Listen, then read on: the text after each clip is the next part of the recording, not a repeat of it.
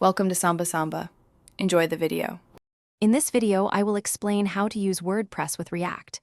We will begin by understanding the powerful combination of WordPress as a robust content management system and React for a dynamic user interface. First, set up WordPress in a headless configuration, allowing it to function purely as a data source. Then, initialize your React project, perhaps using a tool like Create React App to build your front end. Finally, configure your React application to connect and retrieve data from your WordPress REST API. Now, let's dive into connecting your React application to WordPress. You will primarily use the WordPress REST API to access all your content, including posts, pages, and any custom post types you have created.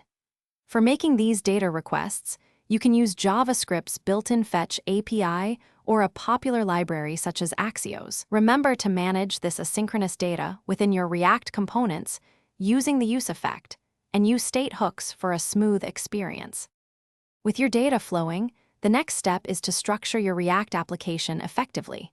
Design reusable React components to beautifully display various types of WordPress content, from blog posts to static pages.